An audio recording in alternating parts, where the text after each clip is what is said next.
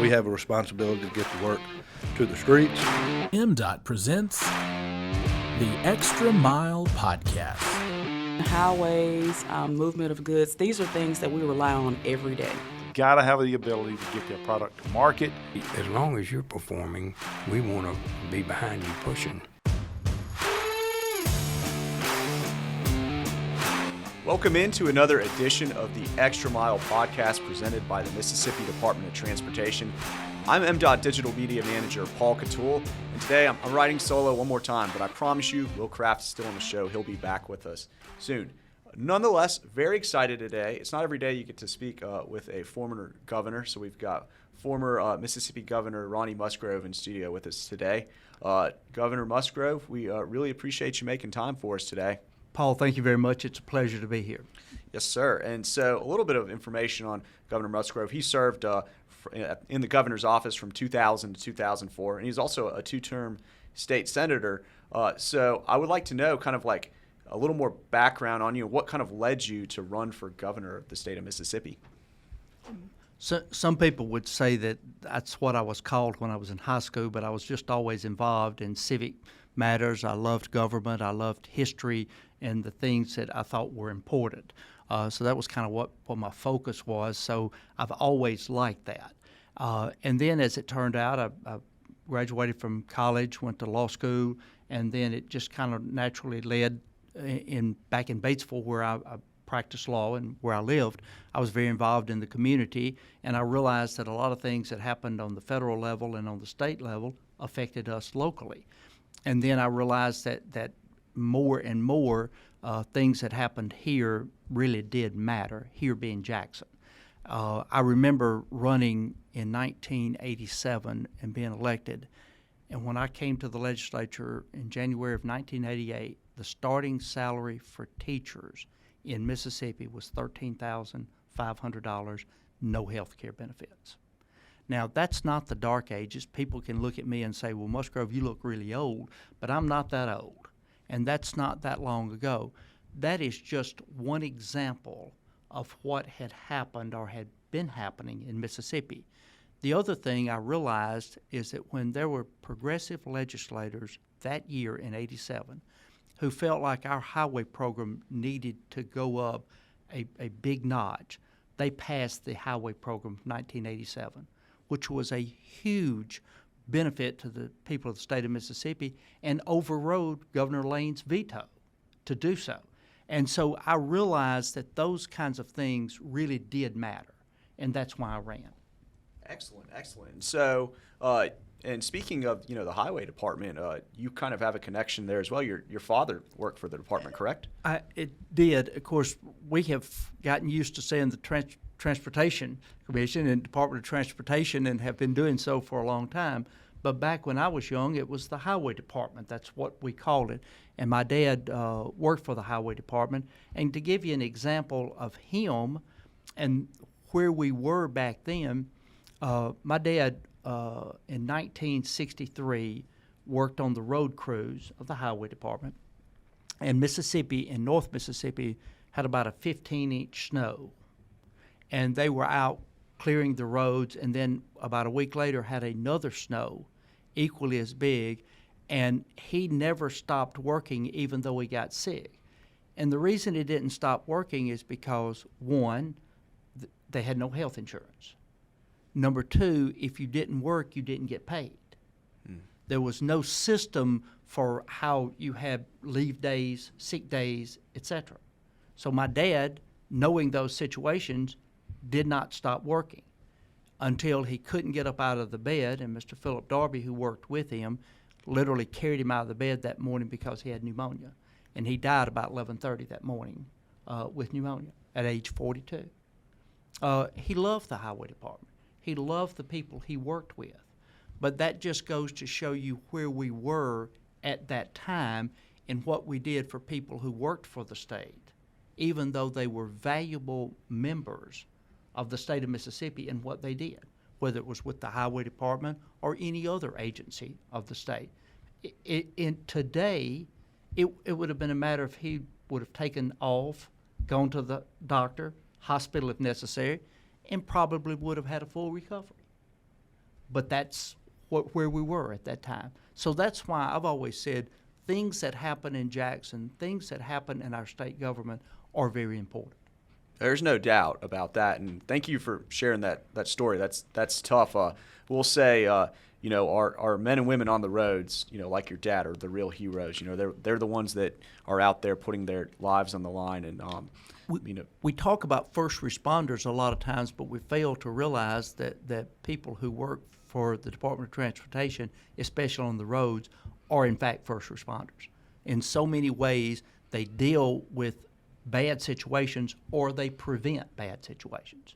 And that's a lot of credit that goes to them. There's absolutely no doubt about that.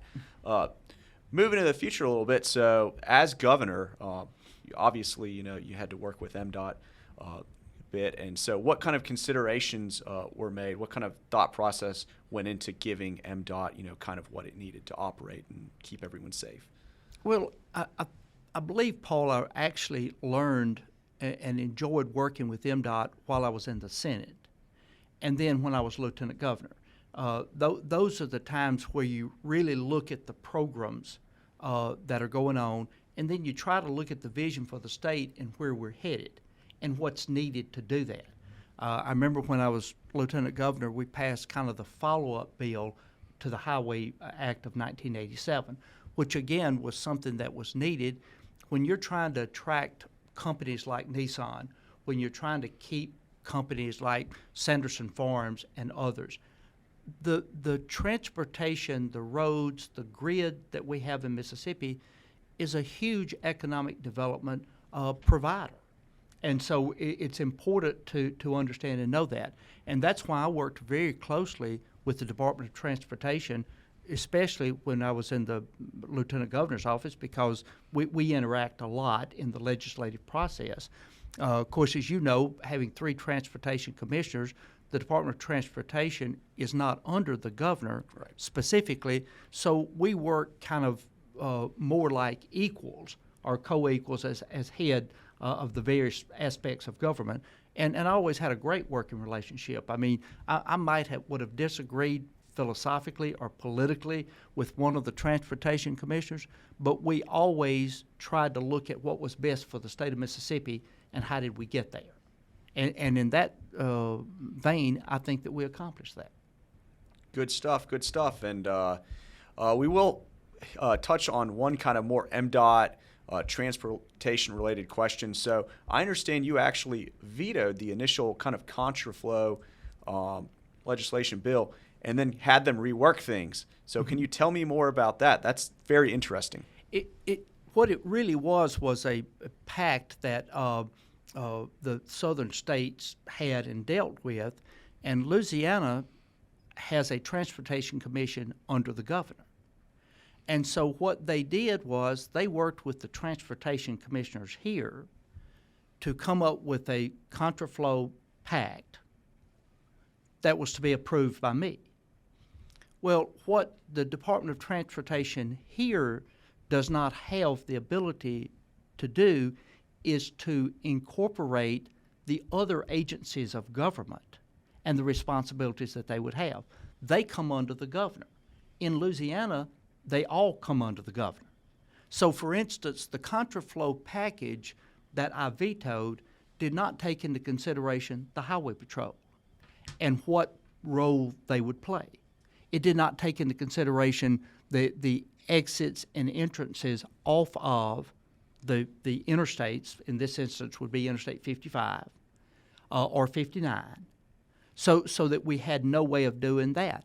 It did not take into consideration the National Guard, the Department of Human Services, all of those agencies that when you have a disaster have a part of that. So then, as part of the pact, they know what to do. They have a role and responsibility. In our state, they had none. Louisiana had that covered.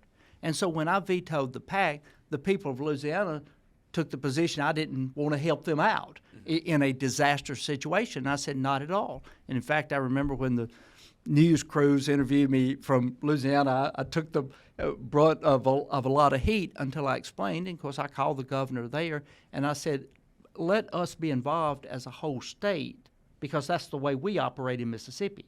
And of course, the commissioners of transportation were glad to do so and realized that it did take all of those agencies. We put together the contraflow package. It was approved by their governor, approved by myself, and it was actually used for the first time in Katrina. And if you go back and look at the way it worked, it literally worked perfectly as it was designed to work. And I just shudder to think what would have happened had we not included all of those agencies in Mississippi, so that by the time they hit the Mississippi line, it really could have been chaotic. No doubt. That's wild that it actually had to go into effect, in such a close time proximity to when everything went through, because, we haven't really had to deal with that much since then. That is correct. Contraflow is something that's not used often, but when it's used, it's a bad situation, and it's very much needed. Appreciate that, and we'll be right back on the Extra Mile podcast.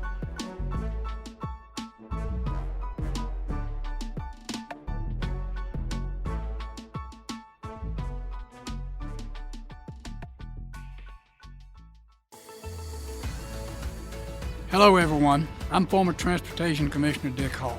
Did you know work zone related crashes have continued to rise over recent years? In 2020, there were more than 700 fatal crashes in work zone. One death is too many. Please do your part. Put your phone away, slow down, and pay attention to advanced warning signs. Our goal is to keep our roadside workers, the driver, and passengers safe. But we need your help to do it. Be safe and drive smart on Mississippi highways.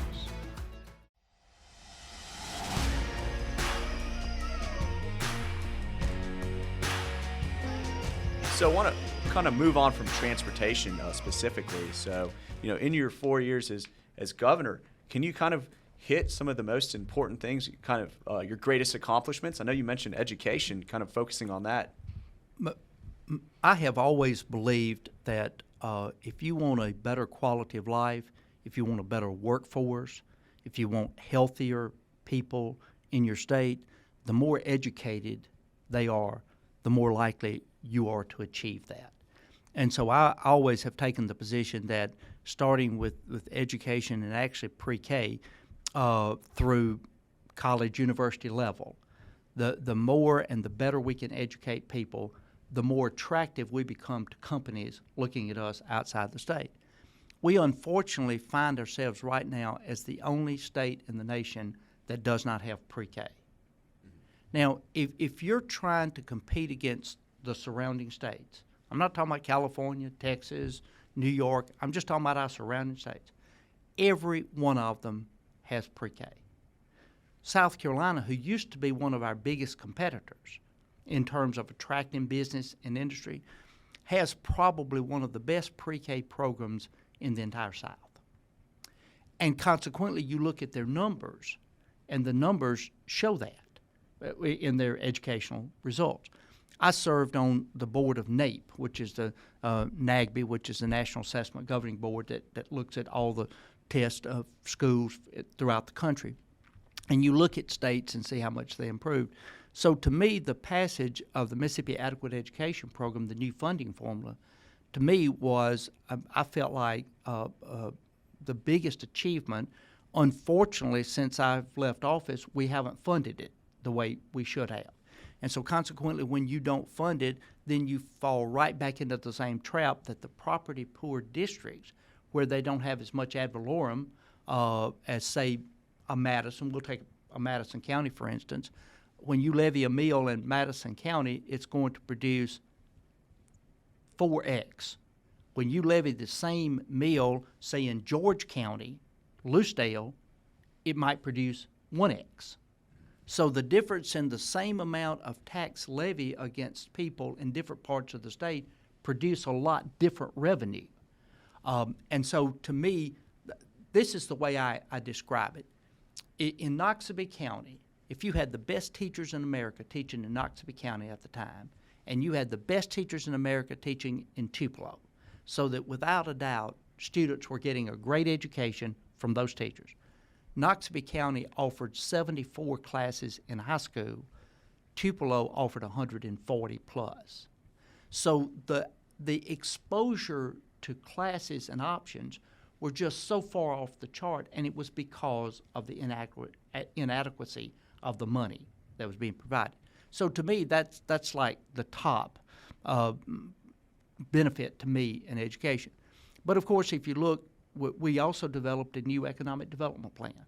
We had not had a new one in a long time, and as a result, we attracted Nissan, which I would arguably say is the biggest economic development project we've ever had in Mississippi. It produced over 5,300 direct jobs and over 25,000 indirect or peripheral jobs in terms of suppliers and others. Wow. It's just a tremendous benefit to the state of Mississippi. But it was because we had a new economic development package geared toward what was competitive at that time. We just simply wasn't competitive against South Carolina, Tennessee, Alabama. But we were, and then we attracted Nissan. So those are two really big scenarios.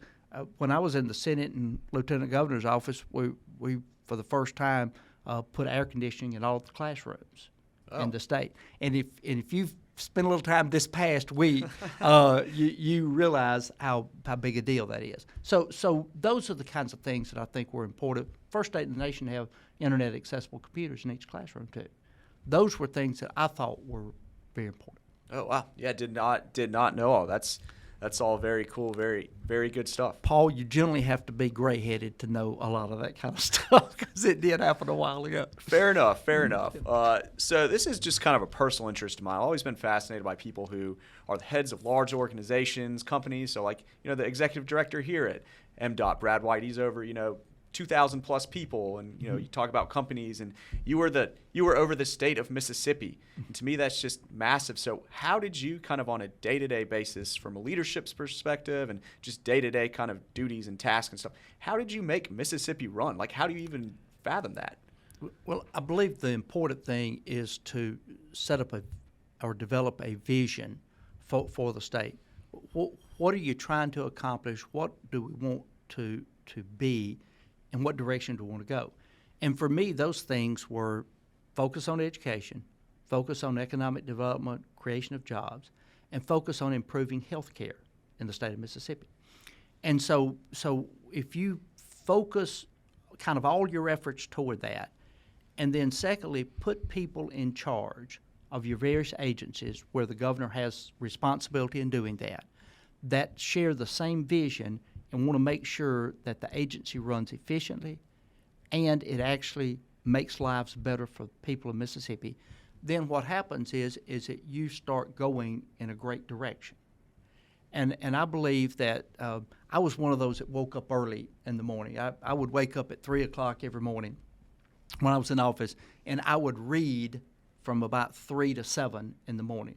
Because the truth of the matter is that's the only time of the day you're going to get some quiet time, for some ability to kind of think through what's going on, because it comes at you so fast. And so, for instance, one of the things I would, if an agency I thought something ought to be improved, I remember calling the Division of Medicaid in and the Department of Health and others, and I said, the Children's Health Insurance Program had been in existence for about a year and a half, and we had less than 1,000 children in Mississippi on it. I said, that doesn't make any sense to me. Explain to me the program. So we changed the program of how we went about doing that. And in a 1-year time, we added over 60,000 children to the Children's Health Insurance Program. But it's just kind of finding the spots that fit into that vision that you want to go and make sure you make those things happen. Wow, fascinating. And moral of the story, if you want to run for governor, expect not to get a lot of sleep, right? That's correct. or if you do, you're not expected to do much. It's the truth. Fair enough. So, Governor Musgrove, we've covered a lot of ground. I kind of want to know, what are you up to these days? What all is going on in your world? I've always wanted to be a lawyer since I was 8 years old, so consequently I graduated from law school and have practiced law ever since. And I've practiced law since I left the governor's office. Certainly enjoy that. Mainly litigation, business litigation is what I do. But also I do some consulting, and I've done some teaching as well, which I thoroughly enjoy doing. and I've done so at several different universities across the state. And in addition to that, most recently, when the legislature passed the medical marijuana, or really before that, when the initiative process was underway, I became involved in it because I felt like it was an opportunity for people to be helped that had debilitating medical conditions, and it was a positive economic opportunity for Mississippi. And so I became involved in that and am involved in it to the extent that I represent people in the industry, but also have ownership in some as well. So I'm involved in that as well. A lot of people don't realize this, but obviously my close friends do. My wife, in the latter part of 2020, was diagnosed with leukemia. And so we spent most of 2021 at Mayo Clinic in Rochester, Minnesota. And she unfortunately passed away last September.